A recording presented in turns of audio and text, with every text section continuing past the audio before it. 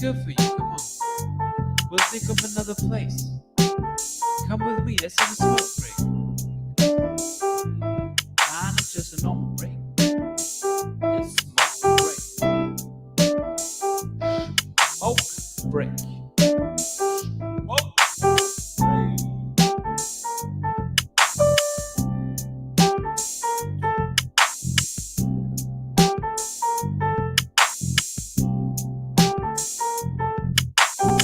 30 seconds and counting.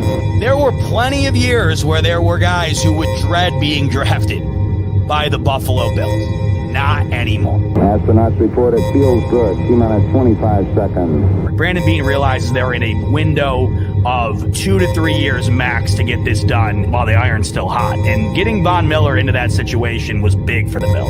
10, 9. Oh, baby. Ignition sequence start. 6, 5, 4, 3, 2, 1, 0.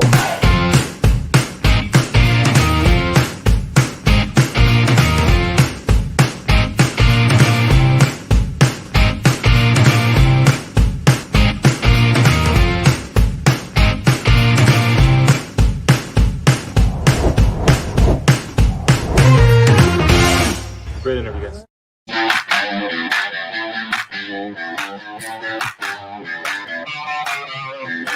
What does Bailey Zappi got in the tank, folks? What is up, Buffalo Fanatics? C-Bot here with you, live on the Buffalo Fanatics YouTube channel on a victory Saturday night. A Christmas Eve Saturday night, and in the middle of a Broncos-Patriots game nobody saw coming. Let's get into it together. Powered by BetUS, where the game begins. Receive a 125% sign-up bonus via the link in the description below. Here's the story before we get into anything else tonight. 23-23 in Mile High right now. Bailey Zappi has the ball. If the New England Patriots win this, the Bills will have just accomplished the perfect weekend as Bailey Zappi gets a reception down to the 50-yard line. Go, go, go, go, go. One timeout left for New England. It's a tie ball game. It is a tie ball game. If the Patriots pull this off, you might as well stamp the Bills' ticket into the playoffs.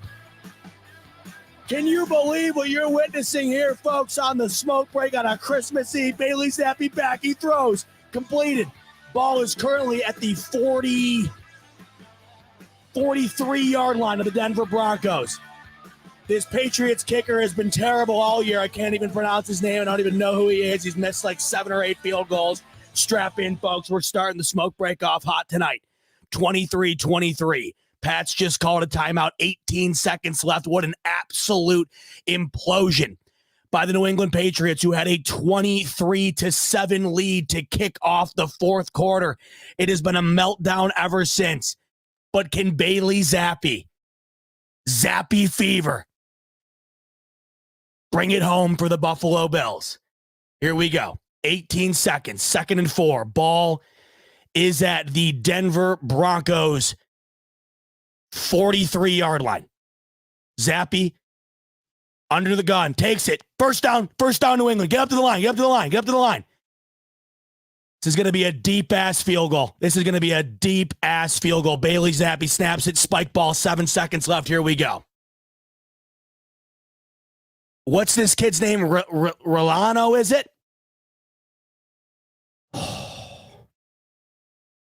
Chad is it Ryland? Oh, my God. Who's watching? Did you just see the replay? I didn't even see that earlier. I fell asleep on the couch. Oh, he's already missed 2 today. Oh, my God. All right, here we go. Chad Ryland, okay? He's already missed an extra point and a field goal. 7 seconds remaining in regulation. A field goal through the uprights wins it for the New England Patriots. The snap, the hold, the kick is up. The kick is good. The New England Patriots are going to win the football game.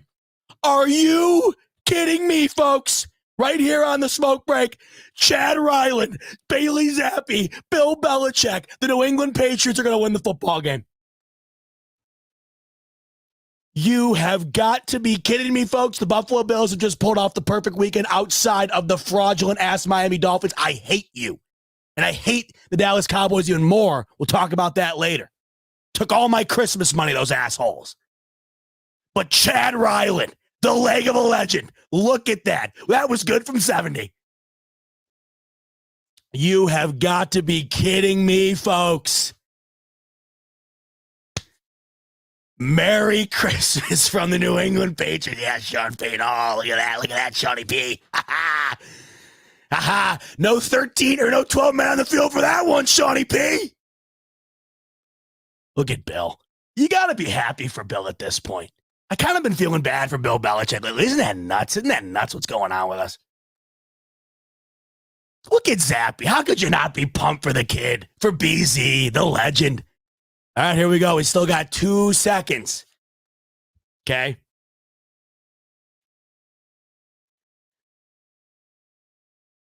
You got to give it up for BZ.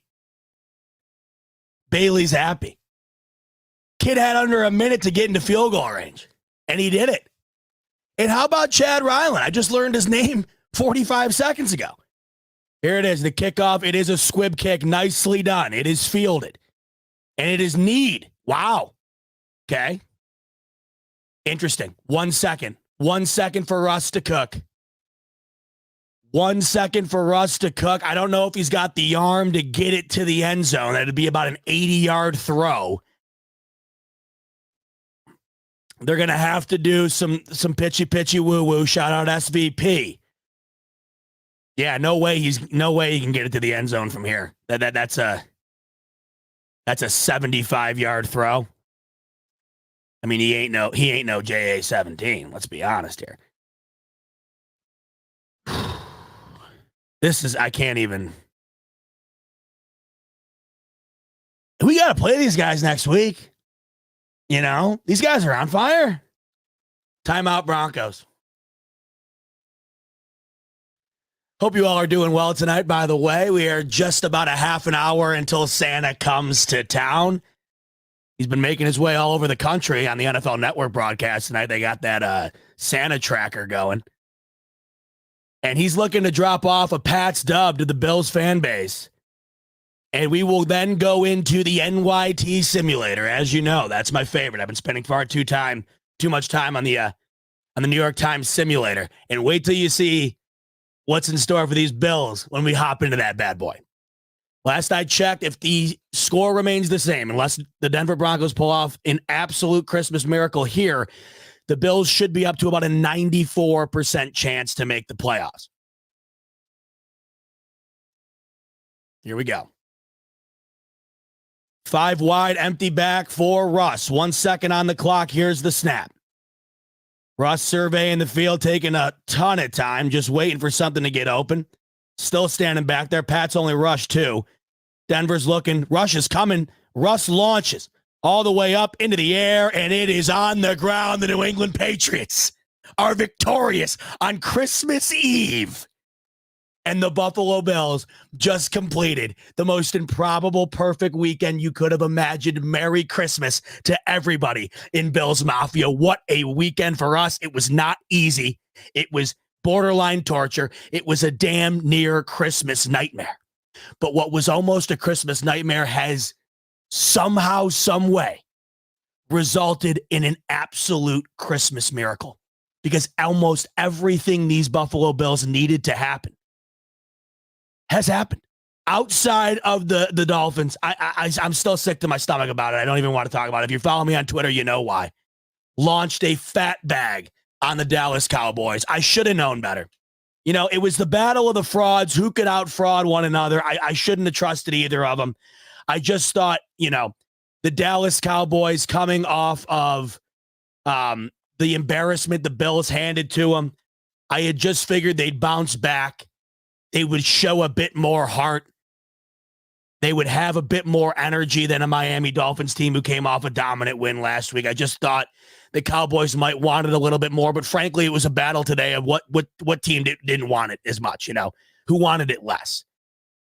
And that resulted in a 2-point victory for the Miami Dolphins, resulted in about a $700 loss into my bank account. And I'm absolutely disgusted about it, but whatever. I'll move on. It's only money, right?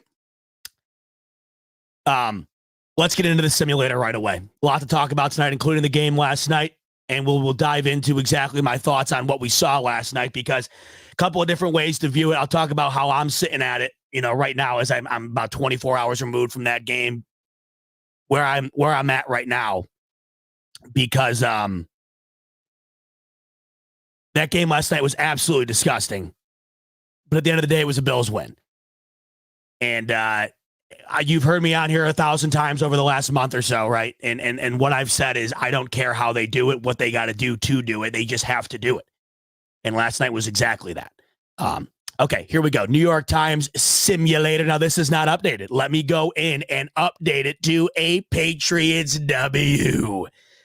And look at this, folks. Had the Broncos have pulled that game off, would have been sitting at about an 85%er, which even that, come on, folks. You were on with me 2-3 short weeks ago when these Buffalo Bills had a 14% chance to make the playoffs. They were going into this game sitting around 90%. But this changes everything. The New England Patriots get the W. This launches the Bills to north of 90%. Maybe you can go down here and take a look. What this sets up now currently for the Bills is a much easier situation to get in should they lose to the Miami Fraudulents. Not anticipating it, but after what we saw last night and what we see basically every single week in this league, what we just saw unfold 5 minutes ago, anything can happen. And I'd much rather have a safety blanket to fall back on should the Bills be a victim of one of those anything could happen type situations like they very nearly were last night. In fact, you look at it currently, the way the Patriots are playing. It's at home next week. You've heard me say it, and I will double down on it. The Bills lose twice to the Patriots. They don't deserve to make the playoffs. They just don't. You're going to get swept by the Patriots in a year where this is the worst season they've had in probably 3 decades. You don't deserve to make the playoffs. But that's looking far, far more difficult than it probably looked a couple of weeks ago.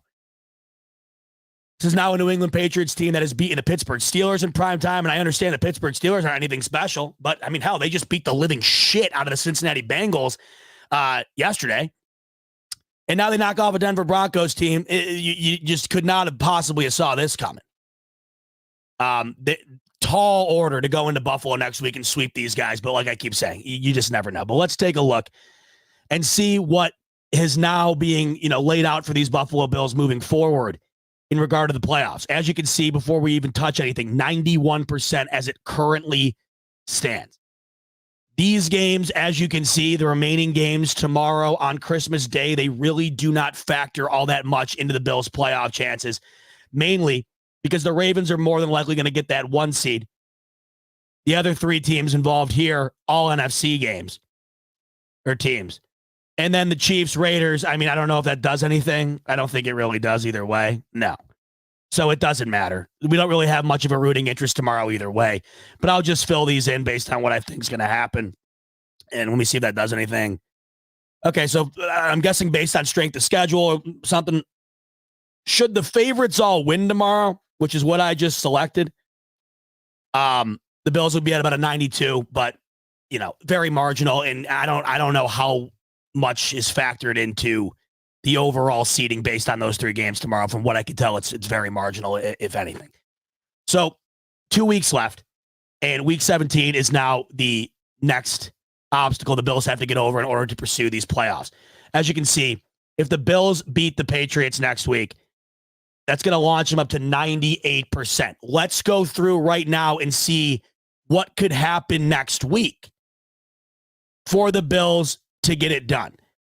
From what I'm seeing already staring at me in the face, if CJ Stroud and the lowly Panthers can somehow beat the Jacksonville Jaguars, who got the ass kicked out of them today against Baker Mayfield and the Tampa Bay Bucks. Shout out Baker. Shout out the Bucks. Huge. Looks like if the Panthers beat the Jags, the Bills will clinch a playoff spot next week with a W. Let's see if there's any other possibilities outside of that. I'm going to look to the comments real quick, just because I'm sure you guys have some scenarios that you've gone through that you might know that I can punch in here. My man Mitch Broder saying, Bills clinch with a win and a Steelers-Bengals loss. Okay, let's try that. I knew you guys would have some smart stuff going on in the comments. So a Steelers loss, Bengals loss. Let's give it a rip. Seahawks. And where are those Bengals? Chiefs. Mitch.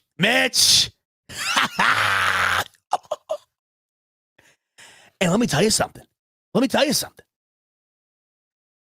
Is that not insanely likely? Bills beating the Patriots at home. Seahawks 12th man beating the Steelers at home. Playoff hopes on the line for Seattle. Chiefs in Arrowhead beating Jake Browning and the Bengals team that just lost by 3 touchdowns to Mason Rudolph. That'll clinch your Bills playoff ticket next week. That scenario right there. Thanks for the scenario there, Mitch. Easy as pie. Couple of clicks and the Bills are in. Now, it also looks like I said, if somehow the Panthers beat the Jags, it looks like the Bills will clinch a playoff spot next week as well. Jaguars are playing some absolutely horrendous football. You know, there 2 weeks ago, I mean, how crazy things have changed, and we know this as well as anybody. As I keep saying, a couple of weeks ago, the Bills were at a 14% chance to make it, and it would be almost improbable at this point for them not to make it. The Jaguars had a decent chance to get the 1 seed. I mean, they're on the cusp of getting bounced out of this thing over the last couple of weeks, the way they've been playing.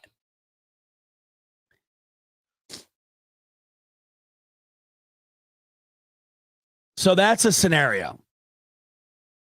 Let's go through a couple of these other games. Let's see what happens if the Raiders beat the... Okay, so, I mean, I don't know if these certain scenarios clinch, but, like, as you can see here, the teams surrounding the Bills in the cluster. So, like, for instance, it looks like here, if the Titans win and the Raiders beat the Colts, that would clinch for the Bills. I guess the moral to the story here is there was a scenario like last week where the Bills had to just win out all the way through week 18 to make the playoffs. Now we're staring at a variety of clinching scenarios for next week.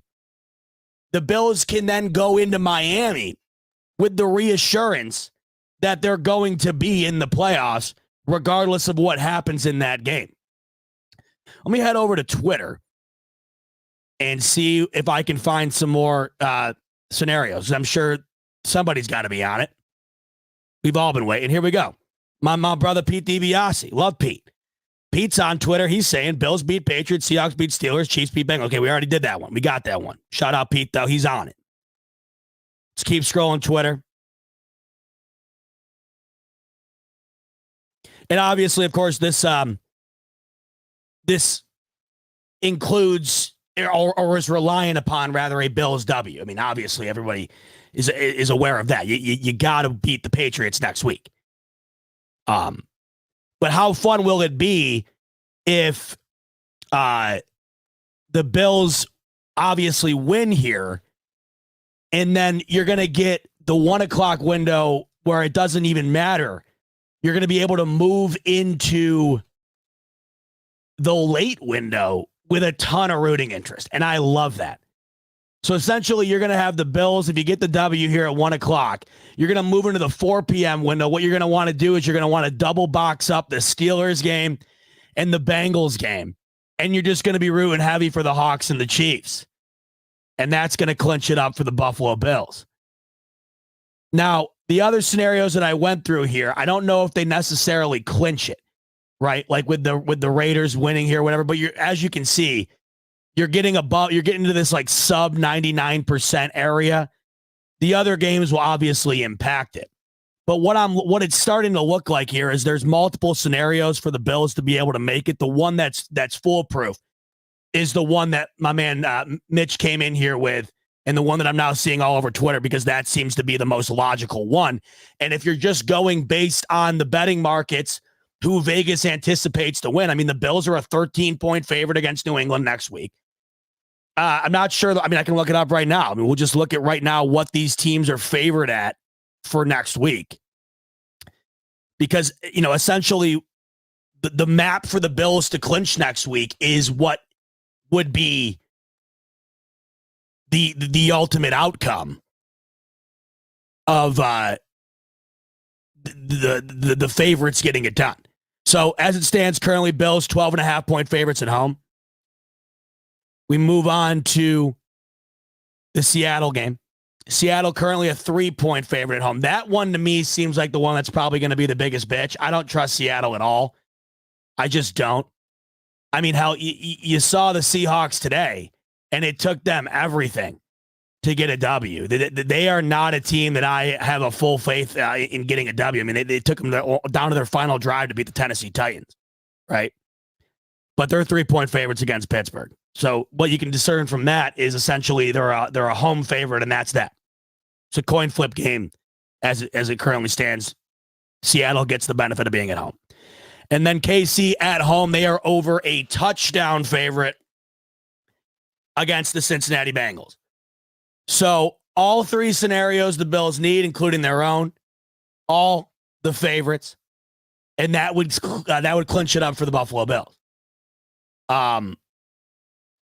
What I like to do in this situation, because you know me, I like the visuals a bit better on this one. Let's go to the ESPN simulator, and let's go through and do that, because that not only gives you the individual games, and how they immediately impact the bracket, but it shows you the seeding as well, which I love. So let's do that real quick.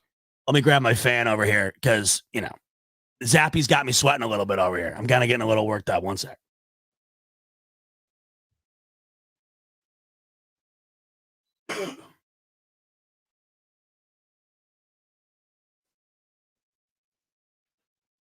I'm coming down with the Zappy fever. Telling you. Shout out my man Master at work. He's got to be so pissed right now. My man Master at work coined the phrase Zappy fever. It's one of my all-time favorite phrases. I've been saying it ever since. I absolutely love it. But he's been rooting heavy for the Patriots draft stock. That does not do the Patriots any favors. Okay.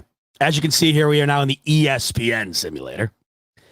And let's go to week 17. Why is this not wanting to do what I want it to do?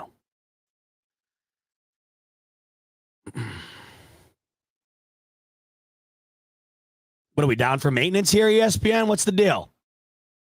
Let's try it on a different browser. The hell?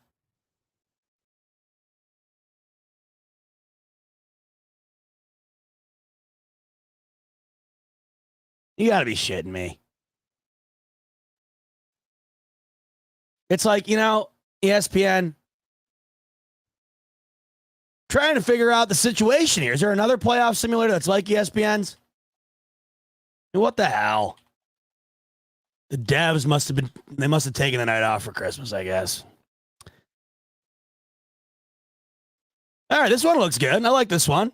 Who we got here? Pro Football Network? All right. Shout out PFN. This one looks good. It's kind of got the same vibe as the ESPN one. Okay, great. And it's already updated. Cool. Shout out PFN. Love that. Okay, so let's just go with the Chiefs tomorrow. Let's go with the Eagles. And let me tell you what, I'm going to be off a couple of hard eggnogs, sitting back and enjoying this one right here, as I'm sure all you will as well. Ravens-Niners is going to be a fun one. Low-key like the Ravens tomorrow in that one, because Lamar is exceptionally good against NFC teams who don't see him very often, but they're going to have to play a perfect game. But that's a very, very, very interesting matchup for tomorrow night on Christmas. I'm very excited for that one. But I still think San Fran wins. I think Baltimore is going to cover the spread. They're about a 6-point underdog right now. But in San Fran, the way they're playing, that's too tall an order for me to just straight up take Baltimore. So let's just go with this scenario, and let's move on to week 17. So let's go through here. The Thursday night game this week. How about the Jets today? What a collapse that was. What the hell was that? I mean, honestly, it's probably better for them. I mean, it is better. Oh, no, they wound up winning. That's right. I'm getting all this shit jumbled up. I thought they lost because of how bad the second half when they wound up pulling it out. Okay. All right, whatever. I mean, not that I really give a shit, but I thought it was amazing. They were up, 27-7 at one point. They ended up winning 30-28. That was one of the last games I was paying attention to. There's a lot of good football on today. How about Joe Flacco? And Amari Cooper looking like Brady Moss combo out there today? That was crazy. Atlanta just beating the living piss out of a Colts team that's been red hot. Carolina Green Bay was shockingly a really good. I mean, all these games today, for the most part, really good games, except the Bucks Jacksonville, which was huge for the Bills that played in our favor. I mean, I was not expecting Jacksonville to get beat that bad. And then the Miami Dallas game. I mean, I hope that game rots in hell. I hated everything about that game. I'm still sick to my stomach about it. I'm absolutely freaking pissed the hell off about it. Ugh, makes me absolutely sick. Just sick. All right, so let's give Cleveland the dub over the Jets on Thursday night. I'm not picking Dallas to win another game. I absolutely hate you, Dallas. Go to hell. Roll Detroit. Now this one gets a lot bigger, folks, for the Bills' dreams of a fourth straight AFC East title. Thought Miami would drop today, and we would have that Week 18 slot lined up for the Bills to win it with a W next week over the New England Patriots, but now we absolutely need Miami to lose to Baltimore in order for that possibility to remain a possibility. I absolutely hate you, Dallas, and I absolutely hate you, Miami. That game was everything I thought it would be. Scum, trash, terrible. Couple of fraud-ass teams battling it out on the gridiron. They both blow. Both of those teams suck. And you saw it on full display today. And it cost me way too much money that I was willing to give up. And I'm still absolutely beyond pissed about it. Game sucked ass. Both those teams were terrible. But I got to tell you this. Dallas is D. Good God. Get it together. The whole middle of the field all game just wide open. No adjustments at all. Just terrible. You're fumbling on the 1 yard line too, I thought Dak, everybody's saying Dak had a pretty good game. I mean, it was okay. Everybody had this guy penned in as the MVP going into last week. Certainly didn't look like an MVP to me today. I didn't think either team looked good today, and it was just a matter of, who wanted it a little bit more or who wanted it a little bit less. Really, that's what it came down to me. I thought they both looked like shit. I don't know. But I thought the Dallas Cowboys defense was the difference. They were terrible. They were just getting shredded. And their offensive line was getting destroyed too. Destroyed. They, in the trenches, similar to what the Buffalo Bills did to him last week, it translated. I thought you get worked like that. I mean, let's face it. That was one of the most embarrassing losses a team has had all year. And it's not because it was against the Bills. It was because of their performance. I mean, what do they have? 100 all-purpose yards in that game last week? I mean, that was embarrassing. Blaming the weather and shit. Get the hell out of here. It was just a joke for Dallas. And I figured a team of that caliber, still fighting for the potential 1 seed, right? Still trying to win the NFC East. You would have thought they would have come back out with a little more to prove this week, and they really didn't. 20 points against Miami? I mean, my God. And I just couldn't believe the defense's lack of an ability to touch Tua, one, and two, to cover the middle of the field. There was a point in that game where I'm pretty sure Miami ran the same play like 4 or 5 times in a row, just threw it over the middle to the tight end, and then again, and then again, and then again. Just, I don't know. I can't stand both those teams. I never have. I never will. I can't stand them. And it just makes it 10 times worse that I was on the wrong side of that shit today.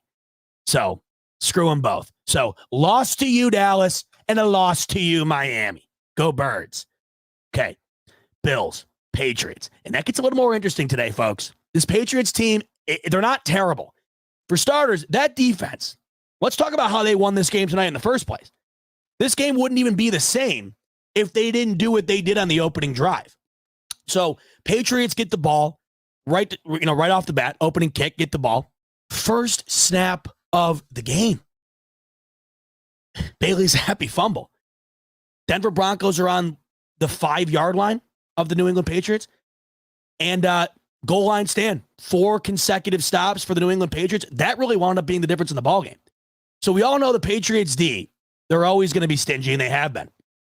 But, I'll say this. The switch to Bailey Zappi has been somewhat fruitful.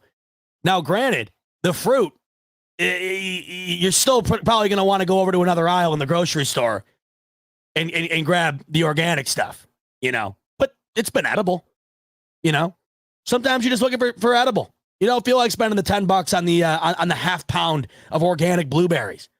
The Patriots have been edible lately. Bailey Zappi has been better than Mac Jones was. They just seem to have a little bit more of a spark on offense. They can score. They're actually putting points on the board. And that's resulted in a big upset against the Pittsburgh Steelers. And tonight, that's a massive win. Not just because it benefits the Bills, but think about it. Going into Denver, who's got their playoff chances on the line, that just killed the Denver Broncos side. They're done. They have a 5% chance now to make the playoffs. If you saw the graphic they kept showing, if they won that game, they would have had a 42% chance. That dropped them to 5%. That was a playoff game tonight for the Denver Broncos against a all but fired Bill Belichick led Patriots team and Bailey Zappi, and they lost. So this is not a team that we can take lightly, and we know that. I was at the damn stadium and watched Mac Jones carve this defense up. So we know we can't take them lightly. 13-point favorites. I don't love it at all. Bills were 13-point favorites last night. We know how that went. Jesus Christ. But the Bills should win that damn game. Okay? They don't. You're going to see a version of me that you don't want. I'm sure you want to see it. That's the beauty and the curse, right? Every time we lose, I have a heart attack. The YouTube views are about quadruple what they usually are. But the tried and true fans, you don't want that, damn it. You don't want that. So go Bills. Bills get the dub. How about, shout out the Chicago Bears a little bit. They've really been turning around at the second half of the season here. Justin Fields playing a lot better. They got a big W today, beat the shit out of the Arizona Cardinals. I'm happy for Chicago. That's a team that's been so bad for so long. They're looking better, and with the draft stock they have coming up, Chicago could be a dark horse team in the next couple of years here if they use their draft stock right. Let's give the Bears the W over Atlanta here. Not that it really matters. Okay, so Houston, Tennessee. Houston obviously goes down today to the Browns. There was some confusion on that game. There were some people who thought that it was beneficial for the Bills to have the Texans win today. But the reasoning that was not beneficial is because the Browns already had a game above the rest of the pack. They went in today with 9 wins. So if Houston had won, Houston would have had 9 wins. Cleveland, obviously, they already had 9 wins, so they'd still have 9 wins. And then you'd have that whole jumbled mess of teams that are right there. With Houston losing, that drops them down below the Bills now. Cleveland was already above the Bills, so it was beneficial for the Bills to have the to have the Houston Texans lose to the Cleveland Browns. And if you're unaware, as of right now, if the season ended right now, going into Week 17, the Bills would be in. We're no longer in the hunt. After last night, nothing's really changed. This was like this last night. It's just things are now more favorable to actually have this happen. But after last night, the Bills made their way into the playoff picture outside of the hunt. And if it ended today, Don't you know the Bills are off to Arrowhead for another one? I mean, for Christ's sake. But you know what? Beggars can't be choosers. I certainly wouldn't complain. I would love that. After the bitch fest of that last game, I mean, I'd be scared to shit. Don't get me wrong, but it's better than sitting at home with nothing. If it ended today, the Bills would be the 6th, Chiefs would be the 3rd. Bills would be taking on the Chiefs in Arrowhead. Let's go Houston. I think C.J. Stroud should be back next week. Let's take Houston over Tennessee next week. Now, this game would benefit the Bills if the Colts lost, which I could see. Depends on if Michael Pittman will be back or not as far as where I would go in this game. Let's be conservative for now and give it to Indianapolis. Okay. Let's go Jacksonville over Carolina, even though that would not benefit the Bills, obviously. Rams over the Giants, Philly over the Cards. Let's go Bucks over the Saints. Niners over Washington. Now, this game is the one we're rooting for, obviously. So let's do it. Let's go Seattle over Pittsburgh. We'll give Denver a W over Easton Stick.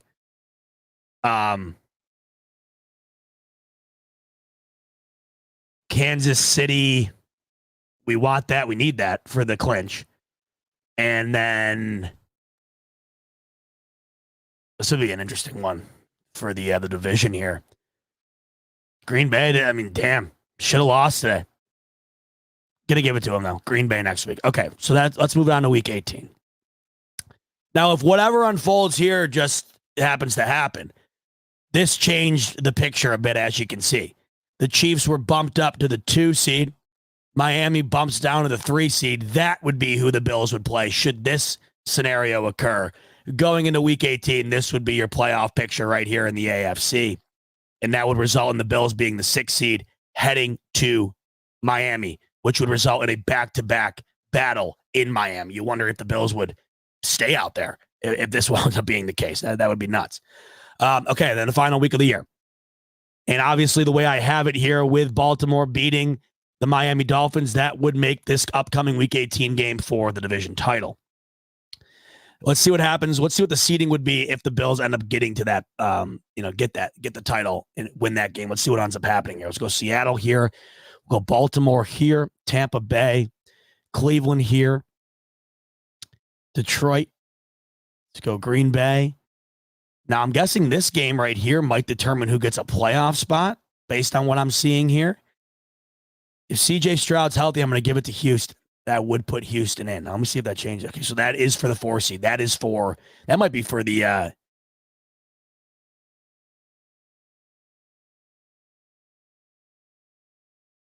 that is for the 4 seed. That game right here, if things play out the way I got it going here. KC. Let's go Denver. Okay, wow. So that the Bills would not be the 4. They would be. So this scenario pops up. A lot of times we did this in the past. The Bills would be the 4. The Bills would be the 3 if they win the division here. If Miami wins. So essentially, this is crazy. I mean, the way I have this set up right now, the Bills have already clinched. The scenario that it looks like I have done, obviously, because of the Chiefs win and the Seattle win that I have the week prior. We all know that as Mitch brought up and we went through, that is a clinching scenario for the Bills. This game essentially comes down to where it's played. Now, that is massive to me. Miami has Miami beat Josh Allen in Buffalo? I was at I was at one game in Miami where the Bills, they won that game, I believe. Yes, it was against Ryan Fitzpatrick. They won. It was a crazy game. It was during COVID, 2020. They won that game. But I remember the one game they lost was last year in Miami, right? Early in the season. That was the picture of Josh Allen hugging Tua that everybody always posts online. I don't know if Miami's beaten Josh Allen in Buffalo. Let me know in the comments if you have that off the top of your head. But they've only beaten him twice. Josh Allen's 9-2 against Miami. I know one of them was last year in Miami. So let me know where the other one was. I don't know off the top of my head. This might be, I got to tell you, Not that anybody's going to really give a shit in week 18 because we got way bigger things to focus on. And I guarantee you, though, this Bills game will be a primetime game. So maybe we can watch this. This very well likely could be Bill Belichick's last game coaching New England Patriots. That's significant. We're talking about a guy, the evil empire, my entire life has ran that ship over in New England. That's going to be a wild, that's going to be a wild reality. A Bill Belichick-less New England Patriots. It's felt weird without Brady being there. It's going to feel even weirder without Belichick there. I'm going to give New England the win here against the Jets because it's going to be his last hurrah, and I just think he's going to go out with all the punches. Okay, Atlanta and Philly. Okay, so as you can see right now, we already know the Bills clinched last week in this scenario. This game would be for the AFC East title, and we know now that the Bills in this scenario will play the Dolphins either way, which what is very, very interesting about this is that based on these games and the way this sets up, it is almost a certainty that the Bills-Dolphins game will be the primetime game in Week 18 should this game be for the AFC East title. Now, what's nuts about that is that both of these teams will know going into that game that they will be playing each other the following week. They'll already know that. So it makes you wonder how much goes into the coaching strategy behind that. Do you show everything? I mean, obviously, I don't know if it makes a difference. It's a division opponent. No one knows you better. It's for the title, so you're going to want to show out. It's for home field advantage, so you're going to want to show out. But I wonder how much that changes the dynamic of the game, knowing, hey, we got to play these guys again in a week. It's interesting. And as we know, it's really hard to beat a team twice. It's really hard to beat them twice in a row in back-to-back weeks. And if the Bills do so, they would have beaten the Dolphins 3 times in a single season. So this rivalry is becoming almost beyond Marino Kelly back in the 90s. This is getting crazy because with the downfall of the Jets and the Patriots, these two have risen to the top. The Bills already played the Dolphins in the playoffs last year. They have been battling for the AFC East almost solo the last couple of seasons. And now you're going to get down to a scenario which could very likely result in the Week 18 game not only being for the division, but being for the deciding factor into where these two teams play again in the playoffs, 2 consecutive years in the wild card, where it's going to be played. So this is crazy, truly nuts. So this would be what the scenario would be if the Bills go into this one already clinching and then all the other games. Let's go through scenarios where they have not already clinched. Okay. So let's go back here and let's say Pittsburgh beats Seattle. And as you can see that the jump, did I leave Miami beating the Bills on this? Let's not do that. Okay. So the Bills win here. Okay. Let's do the scenario first where the Bills win in Miami. Okay. Bills win in Miami. Let's say Pittsburgh beats Seattle. It won't matter. Bills remain the 3 seed. And I don't know if that's going to make a difference actually at all. The more I'm going through this. Oh. Hold the phone. Do you guys see what I just did there?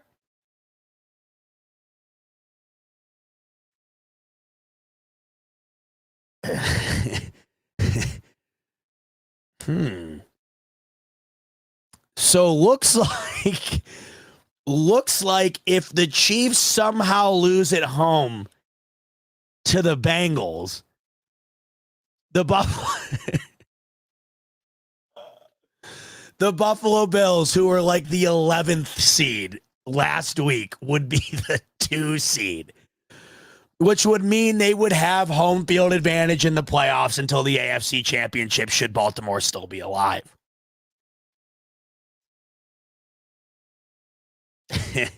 I don't foresee that, but that's just amazing that it's even a possibility at this point.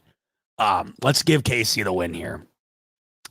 And then the Seattle game, this doesn't change anything for the Bills. Do any of these other games? I don't think so. Obviously, we know Miami would win the division if they won next week. They clinched the division. By the way, if you did not know that, but it's pretty self-explanatory. But if you did not know, if Miami somehow beats Baltimore in Baltimore next week, they will clinch the AFC East. So week 18, null and void for the AFC East, should that happen, regardless of what the Bills do. I color me beyond. By the way, midnight, Merry Christmas. Everybody, look at that. I looked right up at the clock, right on the dot. It's 12 a.m. It's December 25th. Merry mother effing Christmas to all of you guys. We got about 450 so people in here at midnight on Christmas. How about that? You guys are nuts. Much love, guys. Merry freaking Christmas to everybody. Santa's making his way around. Leave out a couple gluten-free cookies and some oat milk for the guy. And I hope you guys have an amazing Christmas. How about that? Look up at the clock. It's midnight. We're having a ball here on the Smoke. Even though I had a shit day today. Thanks a lot, Dolphins, Cowboys. A shit day. Everything else went right. So I got to look at the silver lining. The Bills are still rocking and rolling somehow, and we're going to get into that game, so make sure to stick around. And it's Christmas. And I got my two nephews, their first Bills jerseys. I'm going to give them tomorrow, which I'm excited about. I love that. But hey, it's Christmas here on the Smoke Break. I'm bringing it in with you guys. How about that? I love it. Merry Christmas, everybody. That's great. Let's talk about what would be our ideal Christmas gift as we continue on here with the playoff simulator. And what that would be the Bills clinching next week. Bills beating the Patriots. Okay. Chiefs beating the Bengals. Seahawks beating the Steelers. Give me that Christmas gift, baby. Come on, Kris Kringle, bring it home. Let's go through the scenarios, though, where it doesn't work out as easily as it's seemingly been working out for the Bills as of late. I mean, can we just stop for a second here and talk about how incredible this has been, the shit going the Bills' way? Remember the scenarios that have happened when next time when we're sitting there and we're just like, man, nothing good happens for these Bills. Because I got to tell you, I mean, if you would have had New England beating both Denver and Pittsburgh, if you would have had the Buccaneers beating the piss out of Jacksonville, right? If you would have had the Browns just destroying Houston, if you would have had the Miami Dolphins losing to Tennessee 2 weeks ago to even have the division be a possibility at this point, if you would have had the Bills winning all of the remaining games that were necessary after the debacle with Ken Dorsey, how bad they were looking going into that Eagles game, I mean, guys, this has been an extraordinary run here. And as my main man, Dan Mitchell, has been saying, it could be the greatest story ever told. And Dan texted me last night, by the way. I laughed my ass off at this. Dan texted me last night after the game, and he just goes, he didn't say anything else. He just goes, Chapter 3. And I said, let me tell you, Danny, Chapter 3 was my least favorite chapter, but it had a nice ending. It was a tough read. It was a shit read. I picked it up and put it back down a couple of times, but I enjoyed the ending. But really, guys, this has been an incredible script that has been unfolding as of late. Don't take it for granted. Just about everything the Bills could have possibly have asked for has happened, outside of course, the one game that I had a fat bag on today. Once again, shout out Mike McCarthy, shout out Dak, shout out the biggest frauds in the league. The crown is no longer on the heads of the Miami Dolphins. It is on the Dallas Cowboys. You suck. Let's go through some other scenarios here, okay? So week 18, let's just go through the scenarios here with Miami winning and these other games unfolding differently. So as you can see here, if Miami beats the Bills and this is all predicated, obviously, you got to remember, this is all predicated on the Bills beating the Steelers, or excuse me, the Patriots. Keep that in mind.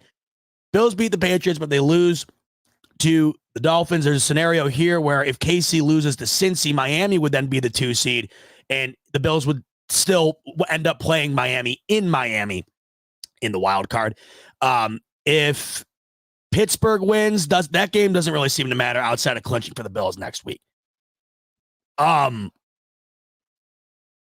Now, Miami, shockingly enough, they still have a chance to be the 1 seed. If Miami beats Baltimore and then they beat Buffalo, which that would be, I mean, you can't even get on their ass anymore if they do that. I mean, I'm done ripping the Dolphins if they beat Dallas, Baltimore, and the Bills in 3 consecutive weeks. I mean, it'll be hilarious when they lose in the wild, or well, they can't lose in the wild card, they're the 1 seed, but it'll be even more hilarious when they have all their fun during the bye and then lose in the divisional. But they can still be the 1 seed somehow. They would have to win next week. They'd have to win the following week. That would make them the 1 seed. The Bills would be the 7. They would head to Arrowhead. Not happening. So it's looking like in almost the majority of these scenarios, outside of a very rare possibility the Chiefs lose to the Bengals, then things get very interesting. The Bills could bump to the 2 seed. But it's looking like the Bills are going to be playing the Miami Dolphins. I mean, that's what I'm taking away from this.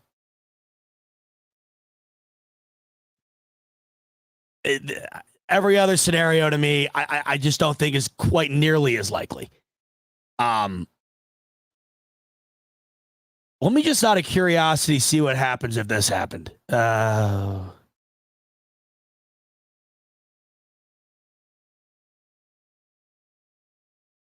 Okay.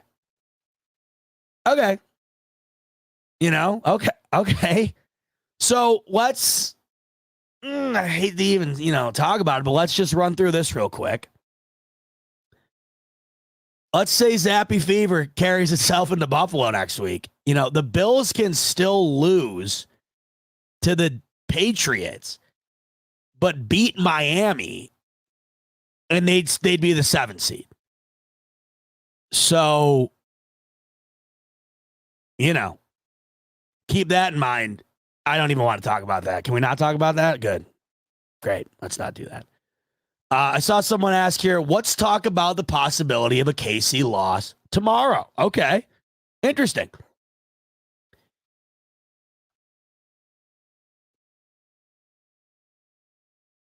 Oh. I'll tell you what. It's not as crazy as it sounds. I feel like the Raiders always play the Chiefs well. They always do.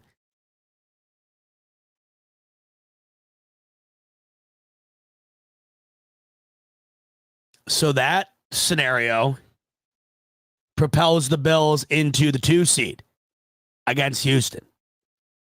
Now, let's just out of curiosity say KC, they just start shitting themselves. Okay, it doesn't matter.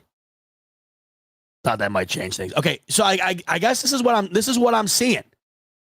Correct me if I'm wrong, but based on initial glance here, if KC loses one more, just one more, and the Bills win out, it looks like the Bills will be the 2 seed. So the variety of factors are at hand here. Looks like the Bills can either be the 2 seed,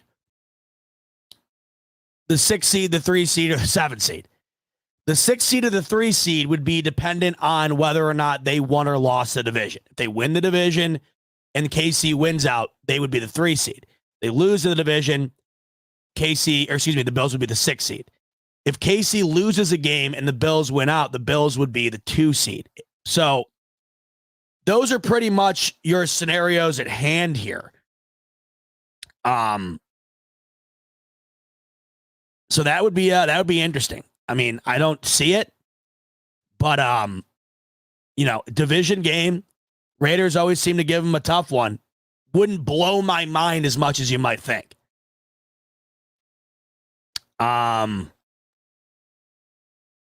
Let's just say the Bills don't clinch next week.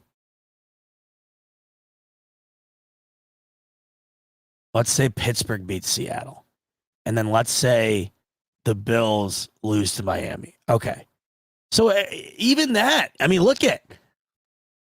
So next week, the clinching scenario that we've been over a few times here, obviously. Bills beating the Patriots, Seattle beating Pittsburgh, and then KC beating the Bengals. In this scenario, as you can see here, I have Pittsburgh beating Seattle. But the Bills losing to Miami.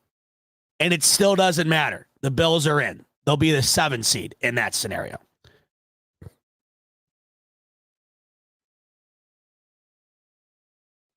Mitch is asking a very, very scary question, but I think it's a fair one that we should go over. And Mitch is asking, what would be the scenario of the Bills missing the playoffs? It's a fair question. Let's haphazardly look into this. Obviously, this would result in that. The Bills losing out. I mean, that's the easiest one. Bills losing to New England, losing to Miami. That would be an instant out for Buffalo. Let's say they win against New England, lose to the Dolphins, and then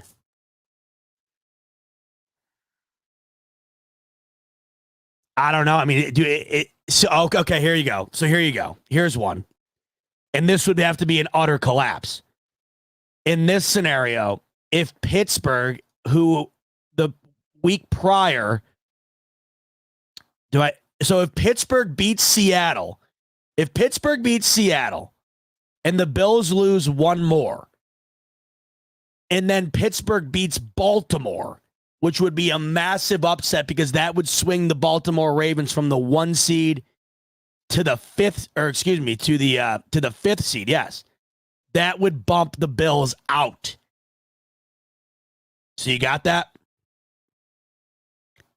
That would be a Bills, one loss for the Bills moving forward. The Steelers winning out would get the Bills eliminated. And that would propel the Chiefs into the 1 seed. Ravens down to the 5th. That would be a nutty scenario. If the Steelers beat Seattle on the road and Baltimore on the road, that would be nuts in itself. The Bills would also have to lose one. But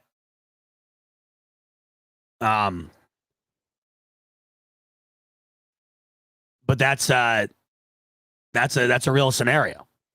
Let's say so Pittsburgh would have to win out. It'd have to win both. That's the scenario. So there's one. Obviously, the Bills losing out would be one. Let's see if we can find another one here.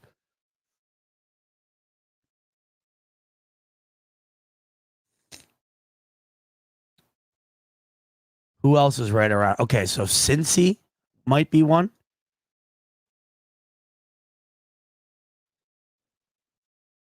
Yep, that would be another one as well. So Cincinnati is another example, similar, almost identical to Pittsburgh. If Cincy wins in Arrowhead and then beats Cleveland, if Cincy wins out and the Bills lose one of their next two, the Bengals have the tiebreaker in the head-to-head. The Bengals would get the 7th seed. The Bills would be eliminated. So your scenarios are as follows for the Bills to be eliminated. Losing out, Pittsburgh winning out, and the Bills losing one. Cincinnati winning out, and the Bills losing one. All are incredibly unlikely in my mind. But there's been some crazy shit going on. I can't deny that. One more time here, I want to just go through and do what I think, like just one clean run of what I think seems to be the most logical. Okay? One more clean run here. Cleveland beating the Jets Thursday night. I hate you, Dallas. Detroit beats the Cowboys. Ravens beats the Dolphins. Bills beats the Pats. Or beat the... Why do I keep saying beats? Beat. Who cares about this game? Well, let's go Chicago. Houston beats Tennessee. Indianapolis beats Las Vegas. Jacksonville beats Carolina. Rams win. Eagles win. Bucks win. San Fran wins. I'm having a tough time with this one. I'm gonna be shitting myself if we're gonna have to really be pulling for the Seahawks. I don't trust them. But at home, if you had a gun to my head, I would pick Seattle. So let's just go with that. Denver, KC, Green Bay. Okay. Week 18, Seattle, Baltimore, Tampa Bay, Cleveland, Detroit, Green Bay. This game's going to be huge for the South. In fact, this game is crazy because look at this. Jacksonville's done. Like, their chances of winning the South in my scenario here. The winner of Houston and Indy would win it. That's interesting. How about that? What a collapse from Jacksonville. Damn. KC. I like it. I like Houston, by the way. I think with Stroud healthy, I like Houston there. KC, Denver, Buffalo, Patriots, Falcons, Eagles. So this is the scenario that I have. And this also includes, coming down to week 18 where, did I have,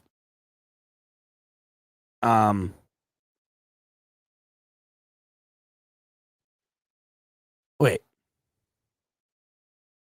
What the hell? Let's do this again. If you guys just saw what I did there, did you notice that the Dolphins jumped up to the 2 seed in that scenario? Last time I feel like I did it, the Bills and Dolphins just swapped spots.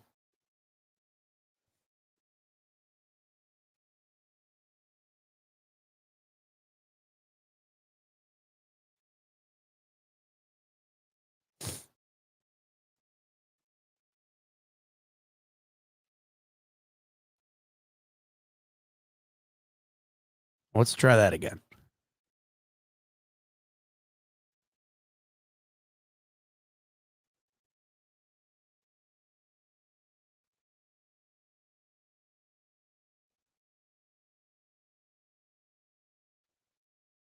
Huh.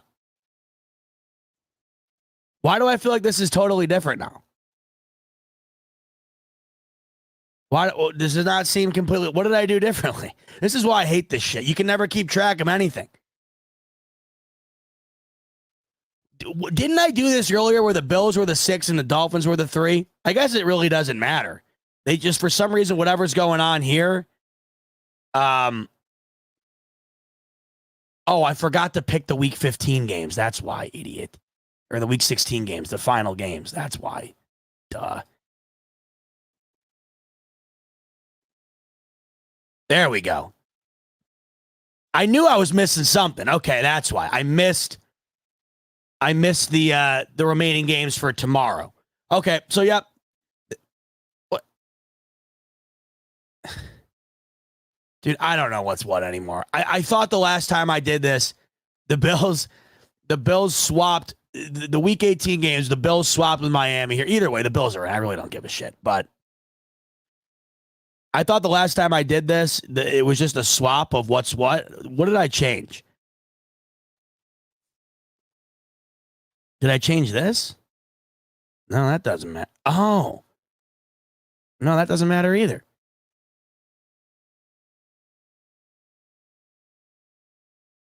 Man, this is why this stuff gives me a headache, man.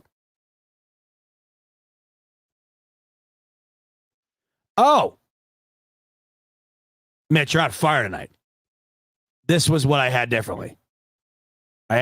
Earlier I had San Fran beating Baltimore, right? Yes. No, that doesn't matter either. Look it. Either way, we've gone through this for 45 minutes, and the majority of these scenarios have the Bills getting in because, as you see, the Bills as it stands right now, without anything else happening, they currently have a 94% chance to make the playoff. So that's why the majority of these situations we are going through, they're putting the Bills in. We talked about the scenarios where the Bills miss it. That would be them losing out or them losing one more with the Bengals winning out or the Steelers winning out. But the majority of these other scenarios have the Bills all but getting in, just depending on what the seed is. I thought earlier I had the Dolphins and the Bills just swapping seeds here at 6 and 3, the 6 seed and the 3 seed. But apparently something I did isn't do that, but whatever. So that's your scenarios for the playoffs currently. At the end of the day, and I keep going back to this because it's really all I care about, there's plenty of scenarios for the Bills to get in. We will decipher what will be more likely after next week. It'll be a lot easier to go into week 18 knowing exactly what the scenarios are for what seedings. So let's just wait till then. Obviously, the main focus here, the only thing that matters, the Bills, very, very, very, very much alive. As it stands, a 6% chance to miss it. You know, last week, 2 weeks ago, whatever it was, they had a 14% chance to make it. The scenarios to make the a variety of different seeds here are alive, but as we know, the division is also still alive as well if the Bills should win out and the Dolphins should lose to Baltimore next week. So we got plenty of scenarios at hand here, but the moral of the story is with all the help the Bills have gotten and with the wins that they have gotten themselves, the Buffalo Bills have set themselves up to be in a perfect spot to be able to make the playoffs. And then from there, the season resets, the scale gets reset, and we are off to the races in a whole new season. So let's talk about what we saw last night and what we can make from that and what we can determine, you know, the Bills will be moving forward based on what we saw last night. There's a lot to get into. Before we do that, however, a big shout out to my friends over at BetUS who sponsor the Smoke Break. They are the newest and greatest sponsor of the Smoke Break, and they are giving you folks a 125% sign-up bonus in the link in the description below. They got everything from the NBA regular season, which is on tomorrow. A lot of great games on Christmas Day, including Celtics-Lakers. You can bet on the NBA at BetUS. You can bet on all of the football games, of course, the NHL, a variety of different sports, fast payouts, incredible customer service, parlays, straights, you name it, BetUS has it. And in fact, let's go over to BetUS just real quick and let's double check and see what the odds are on BetUS for next week for the Bills against the Patriots. I know we looked a little bit earlier, but I want to see real quick if the odds have changed at all for that game next week, just based on the Bills, the Patriots winning tonight.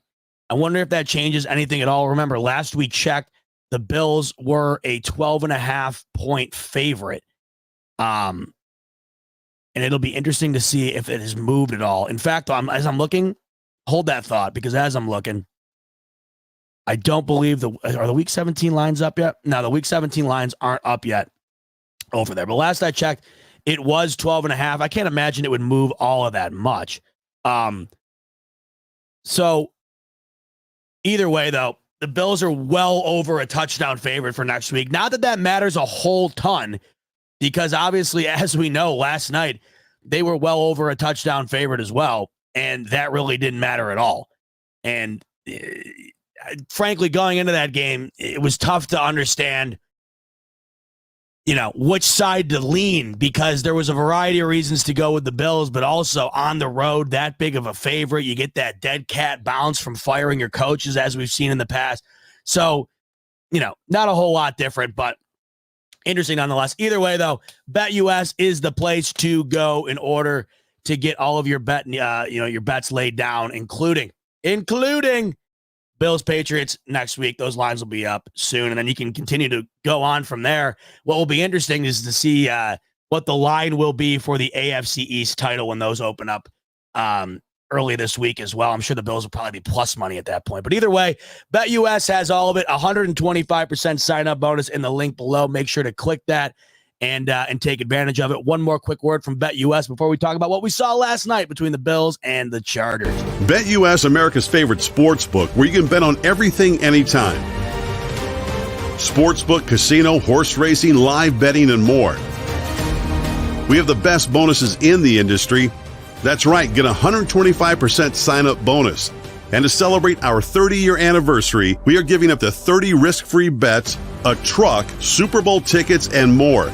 Don't miss out. Play smart. Join now. BetUS, where the game begins. BetUS, where the game begins. Once again, 125% sign-up bonus in the link below. Make sure to check it out. All right, so last night, wow. Oh, my God. I was having a heart attack. How in the hell? How in the hell did that happen? Let's just paint the picture of what this game was going into it last night, right? Because the odds of the Chargers winning that game on paper were next to zero. Okay? You just lost 63-21 at home.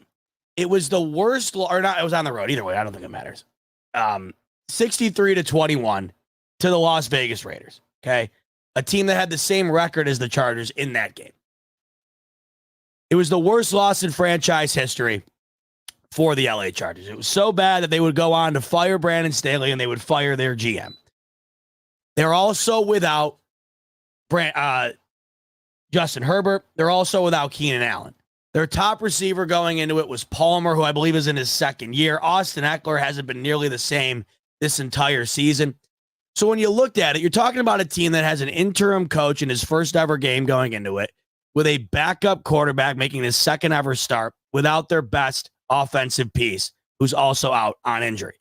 And you're looking at all of that, talking about the Bills, who going into that have been playing some of the best football in the league, some of the hottest football in the league as of late. And you're really, I mean, if you watched the pregame with us yesterday, I had just had an incredibly tough time thinking of ways the Bills could lose this game. But the scenarios that I came up with were unfortunately the ones that seemed to play out a bit, but the Bills got out of there alive. I had said the only way that the Chargers end up winning this game is if the Bills continuously turn the ball over. And that is what they did. They had a couple of back-breaking turnovers that wound up giving the LA Chargers almost the majority of their points. The Chargers scored 20 points. They scored their lone touchdown off the Hardy fumble on the punt return. And they scored 2 field goals off the Josh Allen interception and the James Cook fumble. And right there, that's 13 of their 20 points. The ball game is entirely different if one of those turnovers does not happen, especially that special teams fumble. In fact, yesterday on our pregame show, I had literally said the special teams was what I was worried about the most, because if you get a score on special teams, that supplements a lot of the issues on offense that would allow you to not put points on the board. And they didn't score directly on special teams, but when you're gifting any team the ball at the 5-ish yard line, I don't care who's out there, these are still professional football players. They can get into the end zone with 5 yards out. And Easton Stick ran it in. And the Bills lost the turnover battle yesterday. They could not force Easton Stick to turn the ball over. He had 3 interceptions against the Raiders the week before. He didn't turn it over once. And it's very rare, no matter who you're playing, to win a game when you lose the turnover battle. But the Bills somehow did it.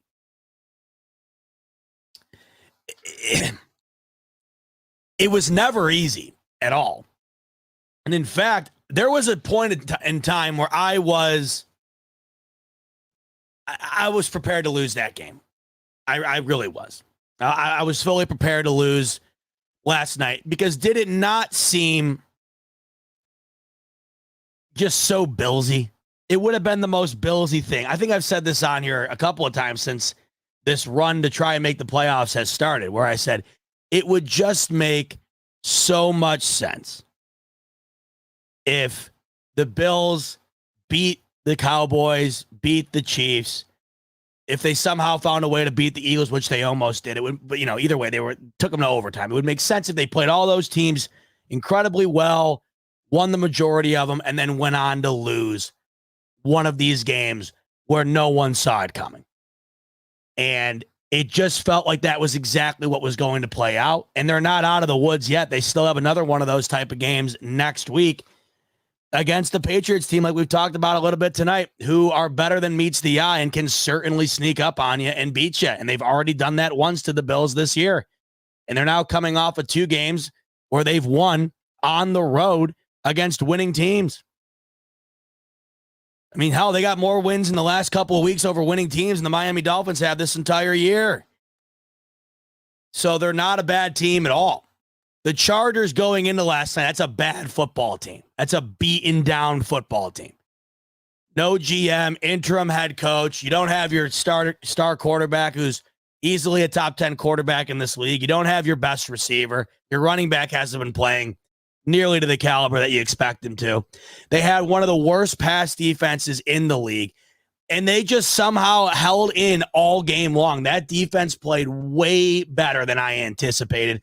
They were getting pressure on Allen all game long. It just felt like the offensive line was not at their best yesterday. Mitch Morse, pretty weak performance yesterday. 2 really bad holding calls that you just can't have from your most veteran offensive player.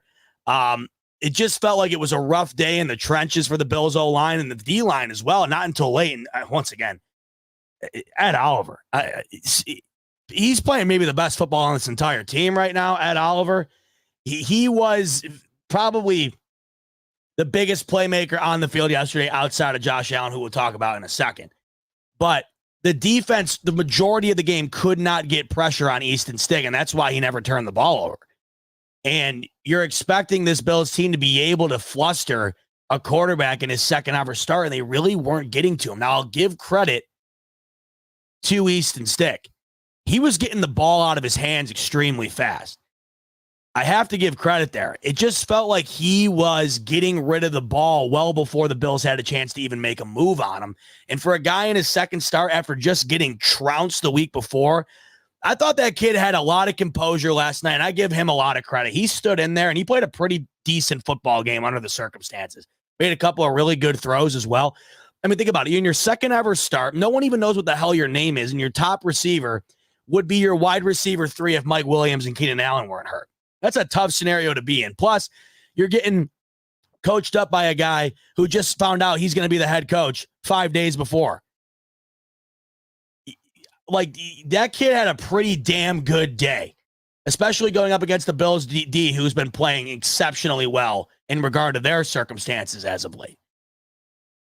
But what the ultimate difference was here was that the Chargers could not get in the end zone. They only got in the end zone one time. Their kicker was absolutely on fire. That dude could not miss.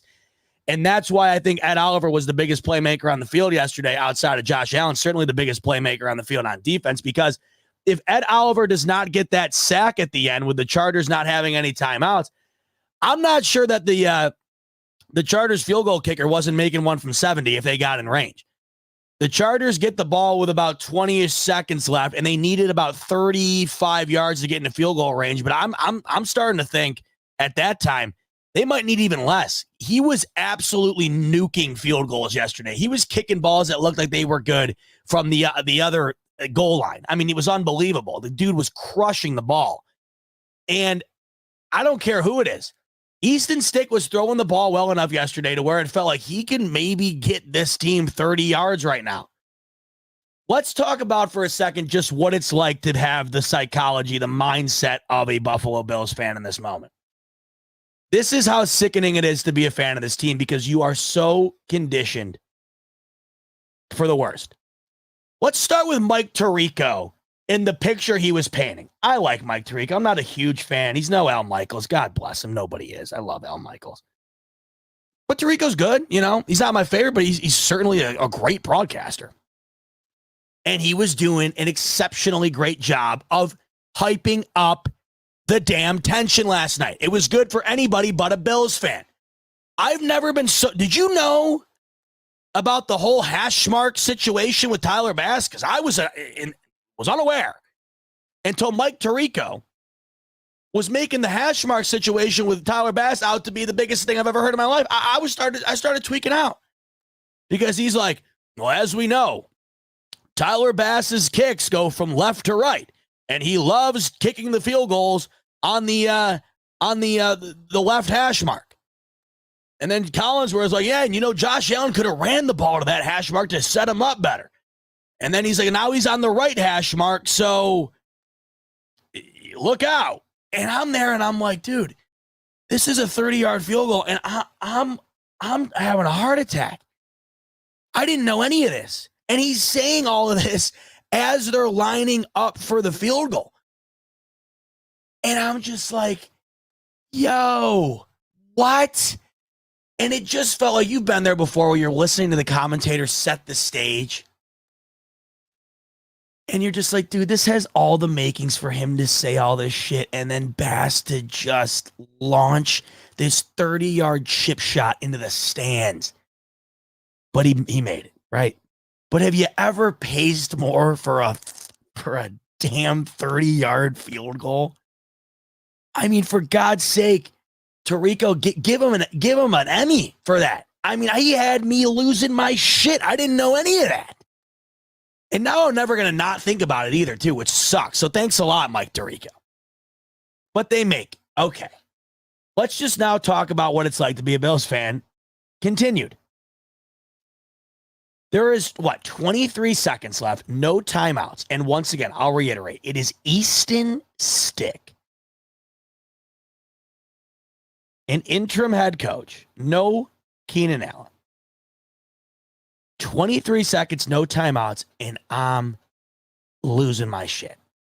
I'm still tweaking out. Because I know what that kicker had been doing all day long. And I just know this it would just be the Bills to do this, to Easton Stick. Like, what the hell? But Ed Oliver didn't even give him a prayer. So you thought. Because they line back up after the Ed Oliver sack and get another playoff.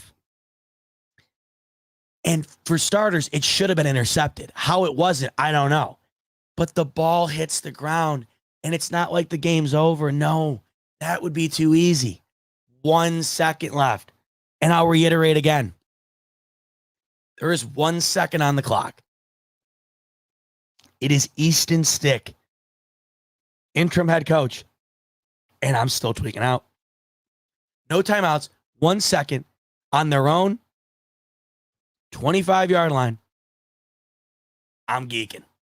That's how mentally unraveled this team has me on a constant basis. That's why games like last week against the Cowboys are so refreshing, because you don't have to worry at all. 80 to 90% of these games is nothing but a constant 3-hour anxiety attack. It's amazing how you can play the Dallas Cowboys, beat the piss out of them, not worry once, and then you're 13-point favorites against Easton Stick, and I'm sweating out a 1 second hook and ladder play. And I don't know how you felt, but when the Chargers launched the ball back to the near side, it looked very resemblant of the Music City Miracle. And I'm just thinking, oh, this might have a shot. Because they got it to the point where they're getting all the defenders on one side. They launched it back to the other side. I don't know, man. Yeah, like Rico's saying. Like, it was just total Frank Wycheck. It was total Music City Miracle written all over it. They got it to the other side. And thank God he threw an illegal forward pass. It came down to all that. And how it did, I'll never know. But like I said at the top of the show, and I'll say it again, and I said this before all this started about a month ago. I said, I don't care how the Bills win or lose, or win coming up. We cannot sit back and criticize wins when all this team like can do at this point is win or they're done. You know, like, I'll be damned if I'm going to sit back and criticize the wins when this team's been playing playoff football for about a month now. the trap game, as we like to talk about, it's an excuse for sure. But there's elements involved surrounding games that lead people to determine as whether or not a game's a trap game. Yesterday had that written all over it. The reason I didn't buy into it is just because of how depleted the Chargers were. But you just come off of two crazy emotional wins, two huge wins against two perennial contenders. And you take that on the road, the farthest you could possibly travel in the league, from Buffalo to LA. You're playing a team that just got embarrassed, unlike they ever have in their entire franchise history. You got that dead cat bounce of the team firing the coach. I'm assuming a lot of those guys probably wanted canned for a long time now. There was a lot in play for that to be very trappy. And that's exactly what it was. And the Bills stepped into that trap. And by the skin of their it's almost like if you're an animal and you get cornered by a larger animal. You know, if you're like a deer and you got a mountain lion's cornered you. The mountain lion's like this close to finally getting into the ability to eat your ass. Wow. Pause.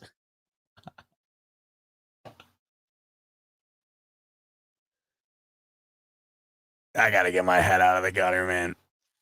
Damn. Okay, resume.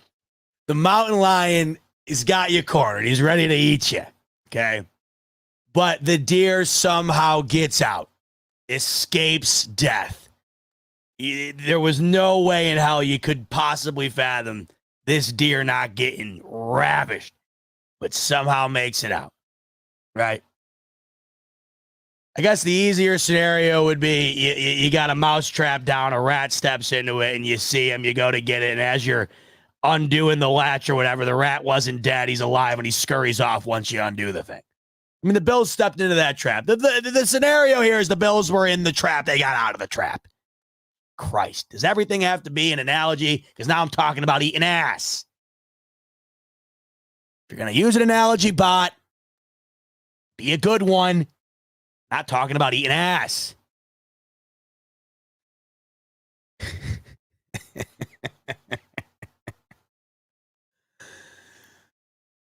They stepped into the trap, though, and I got to give them credit, and I think we all should, too. My dad and I had a long conversation after this game last night, okay? Because if you know me and you've been a long-time listener of the show, I've referenced my dad a million times about how he is the most pessimistic fan on the planet, which he is. And that's saying something because the majority of us Bills fans are just naturally pessimistic for all the reasons I just unfolded to you. I mean, there's a reason I'm sweating a 1-second scenario with Easton Stick. We're just conditioned to that, right? So he calls me, and my dad... He's funny. Me and him are just like it's almost like we have like a telepathy. It's very odd. I had tweeted 5 seconds before he called. I said, beating Easton Stick got me damn near crying. What a life I live. And he calls me. I answer the phone. He goes, I've been fighting back tears. And I started dying because I know exactly what he's talking about. He's trying to explain the mindset to me where and I don't know how you guys feel, but this is exactly what it feels like to me. And this is now got to be, we've played what? We've played 15 games. I'd venture to say at least 10 of them this year have been like this. The emotions of the game are so unbearable that when the clock finally hits 0 and all the emotions evaporate at once and you can finally take a breath and realize they won. I don't know how you guys are, but the emotions evaporate and it's all of a sudden like everything rushes to me at once and I get like overwhelmed. I literally almost come to tears, and it's not because I'm crying the Bills beat Easton Stick or I'm crying because, whatever the hell reason, I'm at the verge of tears because my emotional roller coaster is over, and my body's natural response is like, oh my God, it's like it's over, For Christ's sake. Oh, God. Like, that's what it is. You're just brought to tears. And it's not because of beating Easton Stick. It's just because it's like, oh, my God. That was the most painful thing I've had to do since last week. And it's over. And I said to my dad, it's like the equivalent of playing roulette to me. Where it's like, you're playing roulette and the roulette wheel is spinning. And you know the feeling. The gut-wrenching feeling waiting to see where that little white ball's going to land. And you don't quite know. And if you have black and it lands on red, it's this instant feeling of just sickness, right? But if it lands on black, it's an instant feeling of, oh my God, let's go, joy, relief. But it's an anxiety roller coaster until finally the wheel stops spinning. And the Bills game is just 1 3-hour spin of a roulette wheel, it seems at times. Seems like the majority of these Bills games are a 3-hour spin of the roulette wheel. And then finally, after 3 hours, that little white ball finally finds its way into its designated slot. And let's just say if the Bills are black, you're waiting 3 hours for that ball to hit on black, praying to God it doesn't hit on red.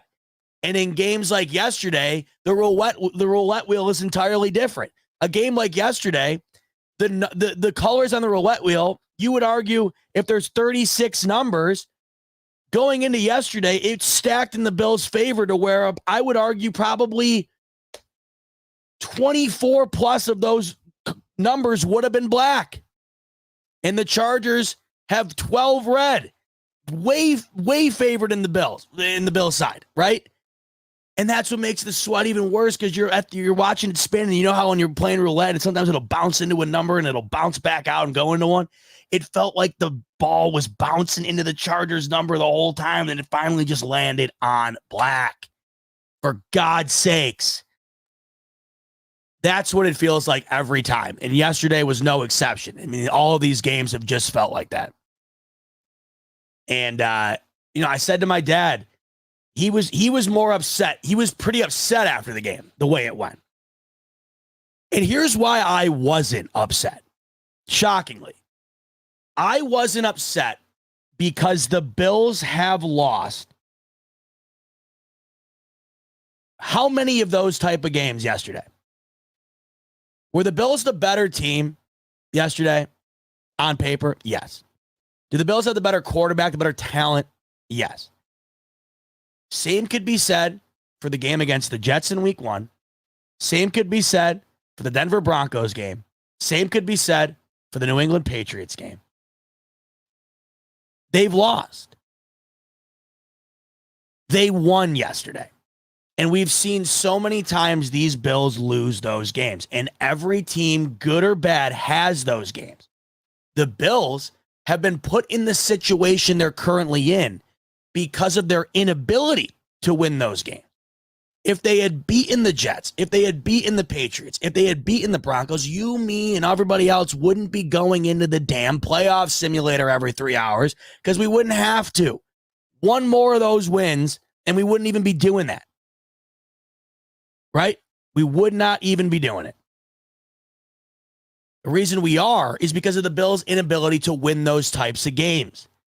And for whatever reason, these Buffalo Bills are notorious for either beating the living shit out of bad teams or letting them hang around the entire game. It doesn't seem to be any in between. It doesn't ever seem like the Bills win against a bad team like 23-10, you know? It's either the Bills win a game like last night where it's a game-winning field goal or they beat you 41-6. There's never any median there. So the fact that they got out of that alive yesterday is all that matters because we have countless examples of them having the exact same scenario at hand and them getting out of there with a loss. And that has put them in the corner they've been backed into this entire tail end of the year here. Yesterday, a loss destroys them. It's done. And they get out with a win. Let's talk about how they got out of there with a win. The primary reason is Josh Allen, who, in my opinion, maybe there's some bias sprinkled in. And you know I try my best to not be biased, but it's hard not to be biased when I'm watching this guy sometimes.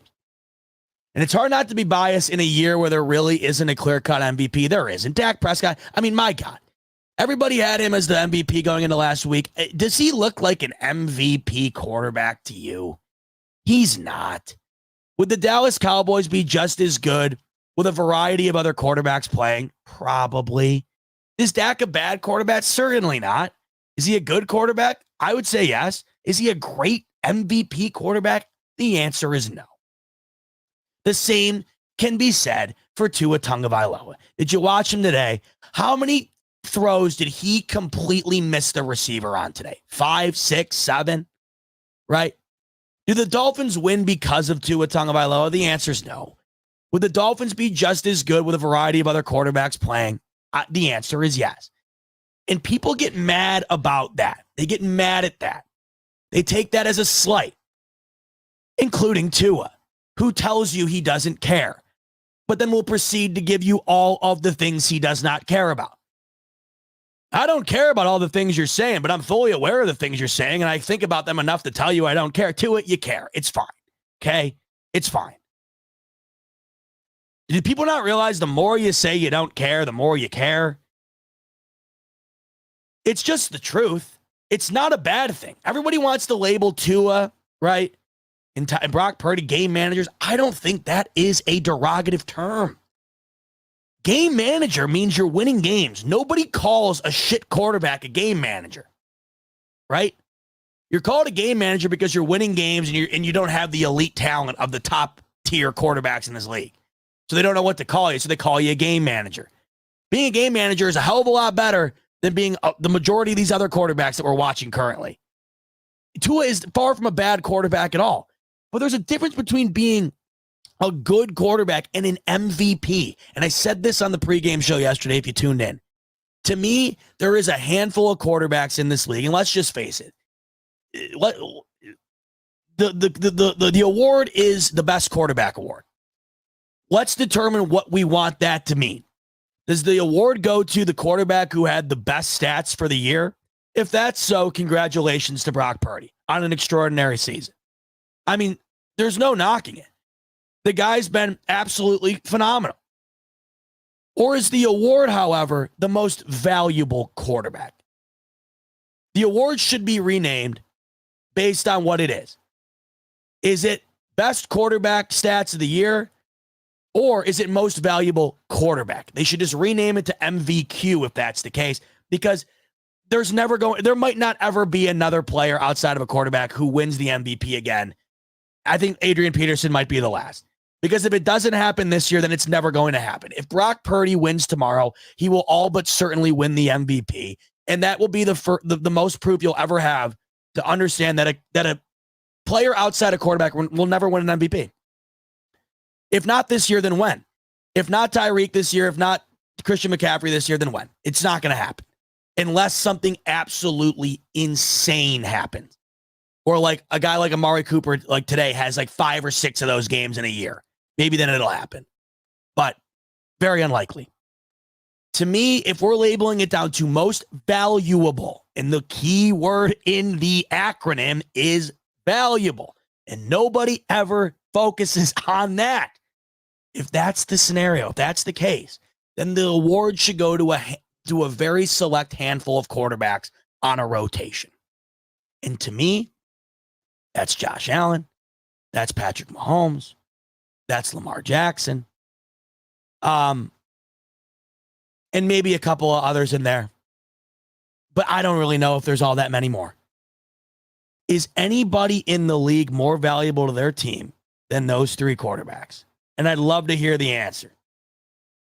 Now, there's other arguments, but they're certainly not at the quarterback position. Is anybody more valuable to their team right now maybe than Tyreek Hill? I would listen to that argument.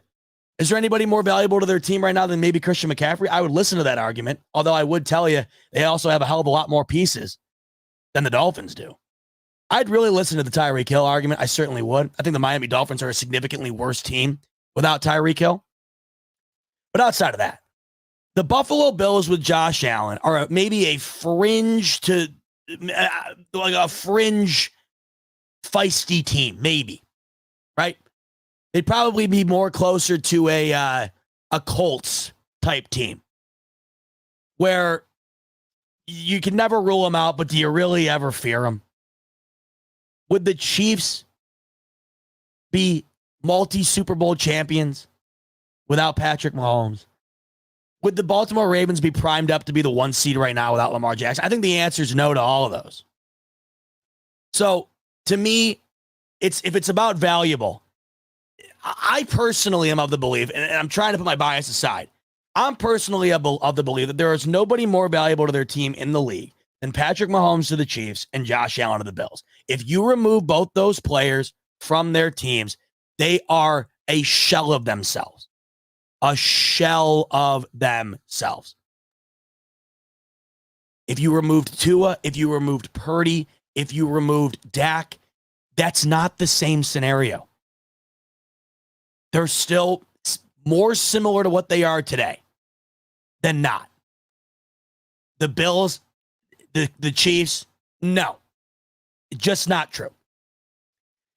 And the reason I bring this up is because I think as of right now, Josh Allen is the most valuable player in the league right now. I think this year he is the MVP. Oh, Ziva, you're so biased. Oh, look at this idiot. Yeah. The guy is coming off he has now put together 4 consecutive 40-plus touchdown seasons. It has never happened in the history of the league, ever. He's in the middle of a season right now where he has 11 games with a passing touchdown and a rushing touchdown. Derrick Henry today, almost a surefire Hall of Fame running back, just notched his 11th rushing touchdown of the entire season. Derrick Henry. Josh Allen has as many rushing touchdowns as Derrick Henry does. Not to mention the litany of passing touchdowns. The guy is the Buffalo Bills. He is the reason they were able to get into the situation last night to kick a field goal and win that game. And he is the reason the Buffalo Bills have been what they have been since he was drafted. The guy hasn't won one. The other quarterbacks I mentioned who I feel like should be in the rotations have. And has this been the most impressive as far as the stat sheet is concerned? Maybe not, because everybody wants to go and look at the turnover sheet. Go look at Tua's turnover sheet. Go look at Jalen Hurts' turnover sheet. If the winner of the MVP should go to the guy who turns the ball over the least, then what's the point of the award? And Josh Allen's the perfect example of a guy who will burn you and then immediately put out the fire. And we talk about this a lot on here. You have got to take the plays like yesterday where he throws off his back foot on the run for seemingly no reason to Stephon Diggs and underthrows it and throws a terrible interception at a terrible time in the game. You have to take those plays in order to get the throw to Stephon Diggs on the final drive where it is an absolute laser on the sidelines in a bucket where Stephon Diggs is draped in coverage. That was, it damn near brought a tear to my eye, that throw. 3rd and 9, Bills got to have it. Diggs has very little room to work with on the sideline, and Allen put it only where he could catch it. And damn, was that an unbelievable catch. You know how hard it is to catch these balls from Allen? Every time he lets it go, I don't understand how anybody catches it. It feels like it's moving faster than the speed of light. And he caught it. But the big one, the one that makes you realize you got to take the picks in exchange for these type of plays. The throw to Khalil Shakir, that saved the game. The throw that they had to review because it was a literal inch away from being a touchdown. Once again, it's 3rd down. Josh Allen is under immense pressure. He had been under pressure all game long. Josh Allen rolls to his right. He's dead to rights.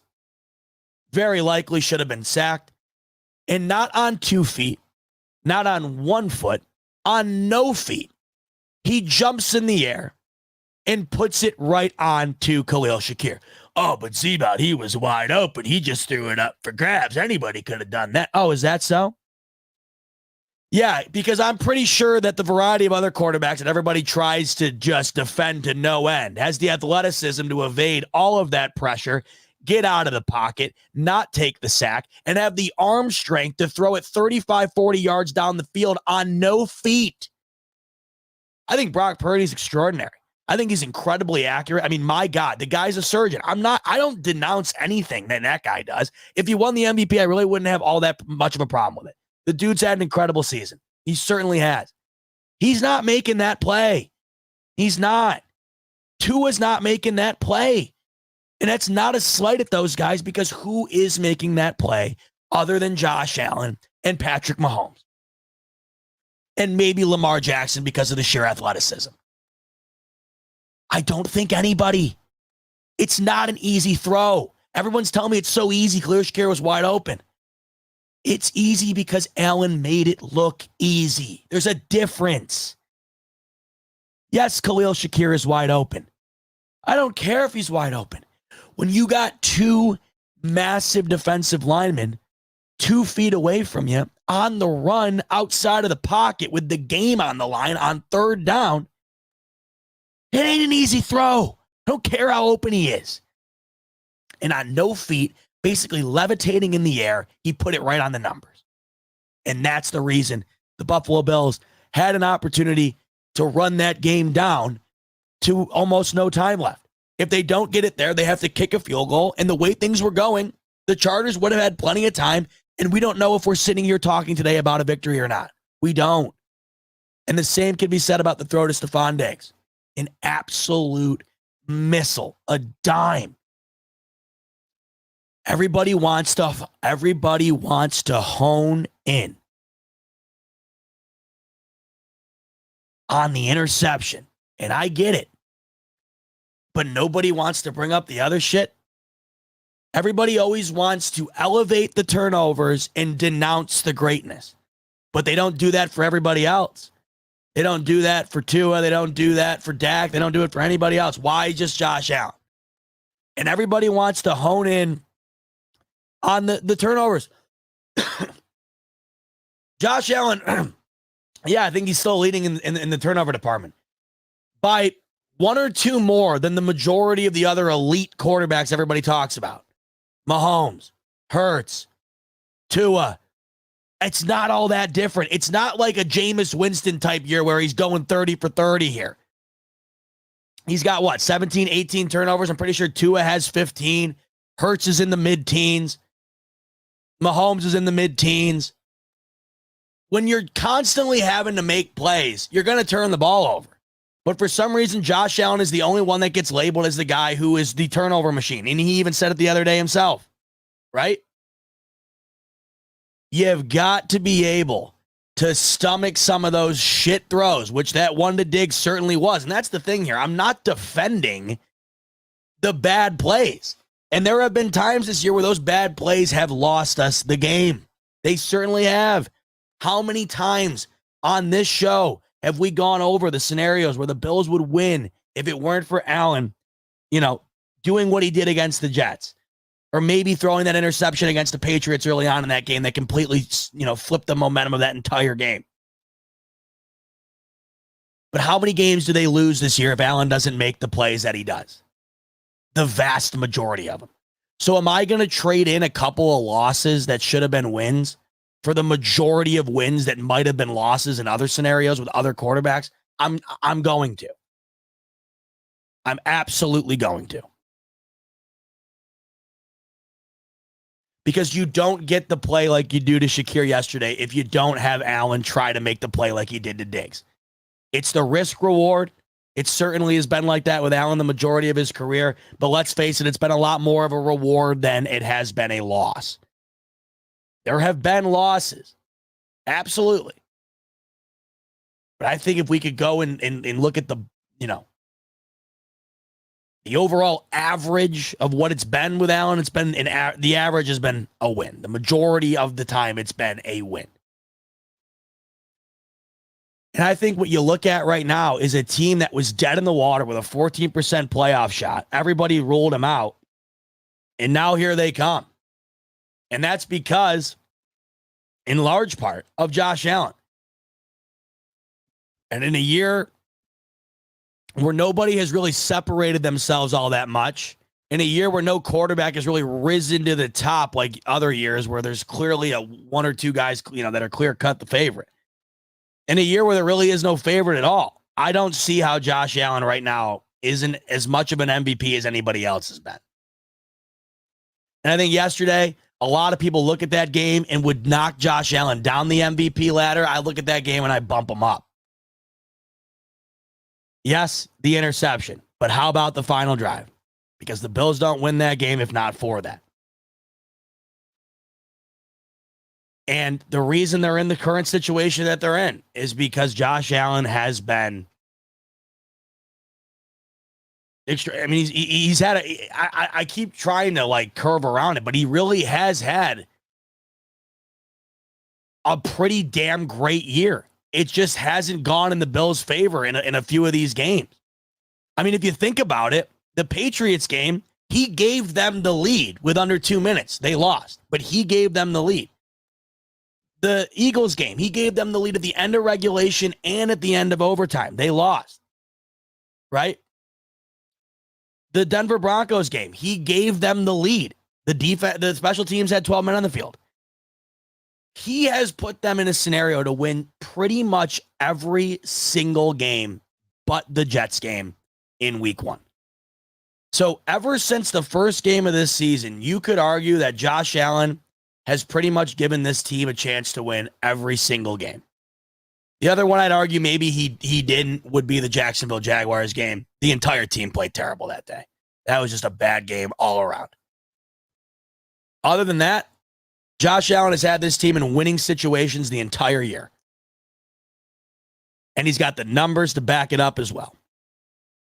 So, yesterday was just another example of a moment where you sit there and say, man, I'm glad that guy's on my side. Same could be said about Ed Oliver on the defensive side. My God. What would the Bills have done without Ed Oliver yesterday? 2 massive sacks and the one that pretty much sealed the game at the end. Ed Oliver, I'm so thankful that he has risen to the top because Von Miller, it's over, guys. That's going to go down as one of the worst signings in the history of this franchise. He absolutely, just old school train heist on the Buffalo Bills. What are you going to do? They rolled the dice. They knew they needed an elite pass rusher to get over the hump. Tears his ACL, and it's never the same. What are you going to do? You took a gamble, and it did not pay off. They've taken other gambles that have. But, Von Miller's almost wasting snap time for other guys at this point out on the field. It's unfortunate that A.J. Epinesa is banged up because I feel like that's the guy who should be the one taking the majority of those snaps now. It's over for Von Miller. It's done. He is just not a factor at all. He is not impacting the game at all. And it's nearly every week now that you hear a commentator bring his name up solely for the reason to say what I had just said. You're never hearing his name being brought up for making a play. You're hearing his name being brought up for him not doing anything. And it's really, I guess it's not really a fault of his own. He is on the wrong side of, age when it comes to being in this league and playing at a peak level, especially at that position. He is off of a major injury. I can't sit here and say that I completely blame him. I can't. It's not his fault he tore his ACL, but it's over. And it just feels like now the Bills are almost exclusively playing Von Miller because of the amount of money they're paying him. And because of the stature of a guy that he is and the name on the back of his jersey and the fact that he's going to be a first ballot Hall of Famer. Right? That seems to be the only reason he's playing now, because he's certainly not playing because of his impact on the game. He isn't having one. But I'm loving the comments that I'm seeing here right now, like this, for example, coming in from Dominic here. You spend a boatload of money on Von Miller and it doesn't work out. It doesn't work out, right? But you go and pull Rasul Douglas out of nowhere, who many thought his career was over, And he might be playing some of the best defense for the out of the entire team right now for the Buffalo Bills. Resurrected his career with the Buffalo Bills out of nowhere. So sometimes the hidden gems are the ones that hits, and the one that you thought would be the absolute lock, the one that you pay all the money to come in and be the big difference maker, isn't. Sometimes it works out, sometimes it doesn't. But with that being said, that's why I'm so over the moon, extraordinarily excited about the emergence of a guy like Ed Oliver, where you pay him the money and you're not entirely sure if he is going to, be able to be worth the money. There was, when the Bills re-signed him, many had thought, is it worth it?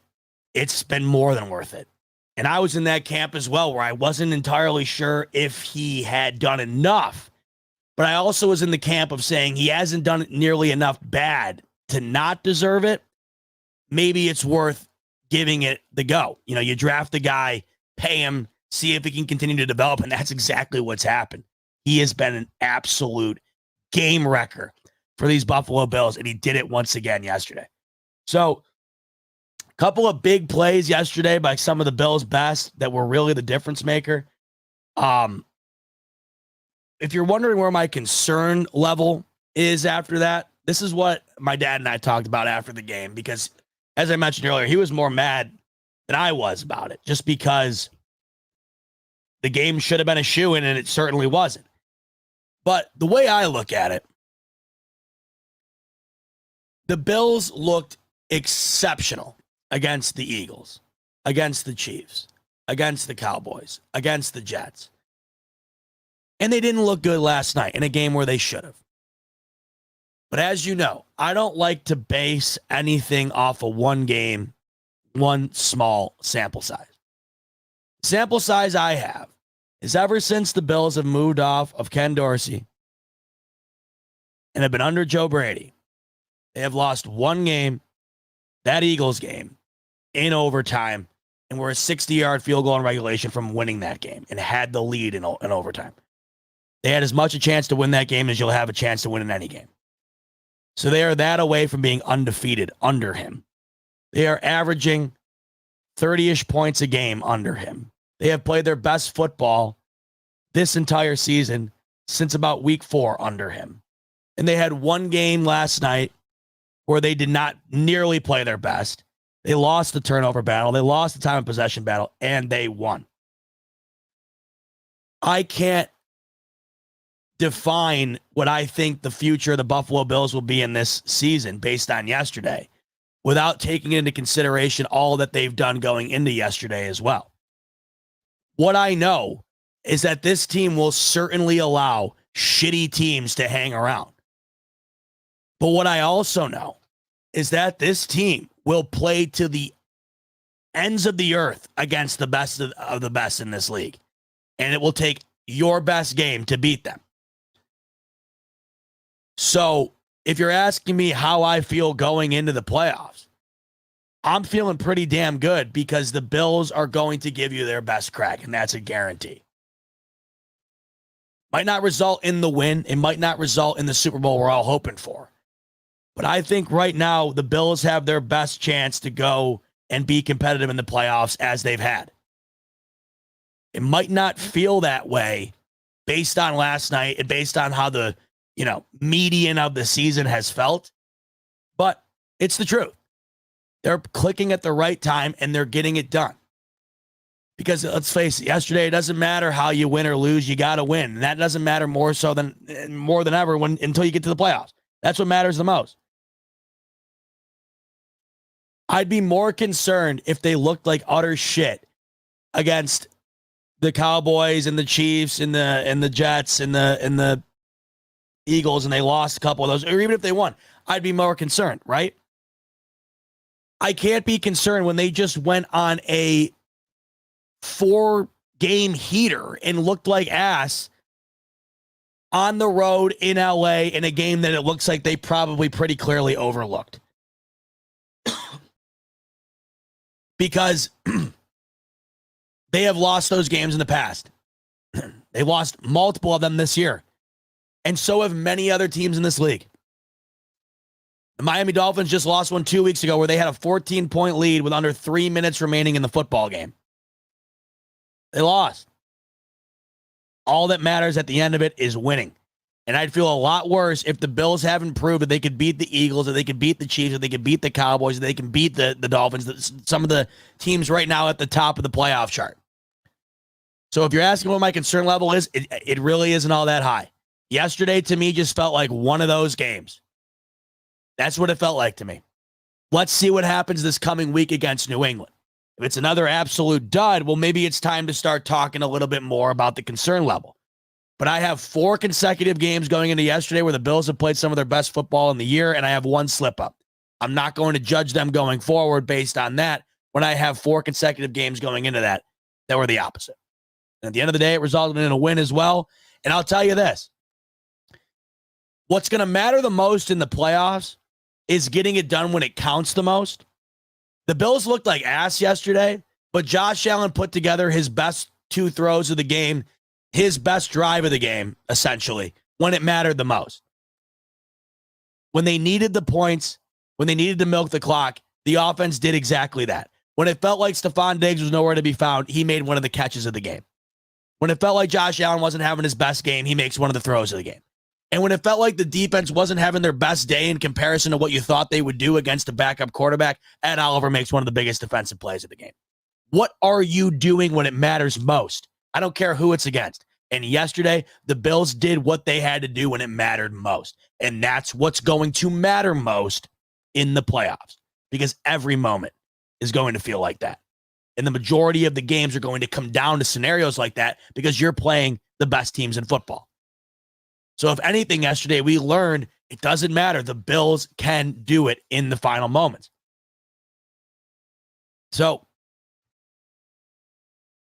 not as concerned as you might think I'd be.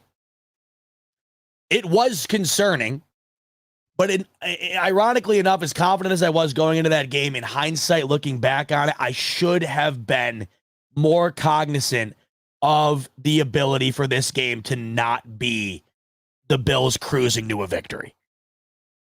Because looking back on it, it's hard to describe, but it just felt like one of those moments. You come off of 2 crazy big wins, all the shit that's been happening with the Chargers, they're probably going to be looking to give their most spirited effort of the year.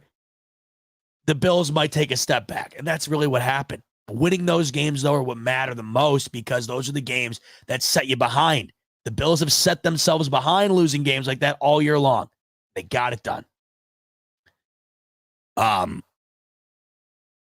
So, at the end of the day, man, as I keep saying, all they got to do is win, and that's pretty much all they've been doing since this whole thing started.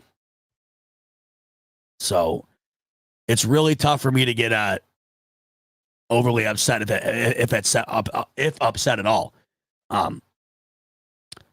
So yeah, 2-ish hours in the books. One last shout out at the end here to how much I can't stand the Dallas Cowboys. Really, I hate you.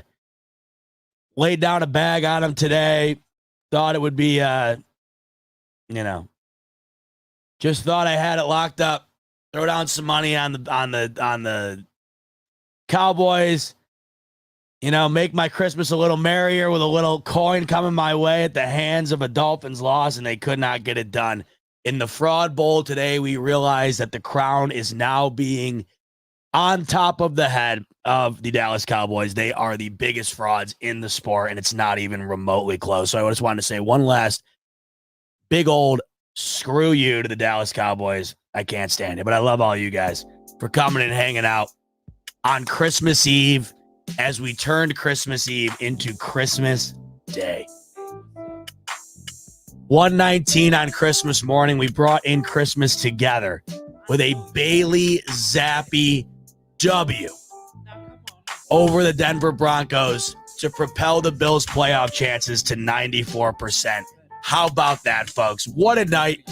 What a treat it was being able to spend the end of Christmas Eve and the beginning of Christmas with you.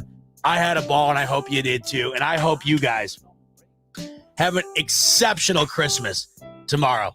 I hope it's incredible. I hope you get to spend time with friends and fam. I hope you enjoy it as much as I hope to. And I hope it's a very, very Merry Christmas. I'll be back with you at some point this week. Keep it locked on my Twitter. Keep it locked on the YouTube page for the notifications. We will rejoin at some point again this week. But until then, I hope you really enjoy your Christmas. Hope you enjoy the slate of games tomorrow, including that doozy of a game at the end of the night, 49ers, Baltimore. But we'll be back at some point this week to talk some more ball. Much love, everybody. Enjoy the holiday. Enjoy the Christmas. Enjoy the friends and the fam. Hope Santa treats you well. And until next time, much love and go Bills.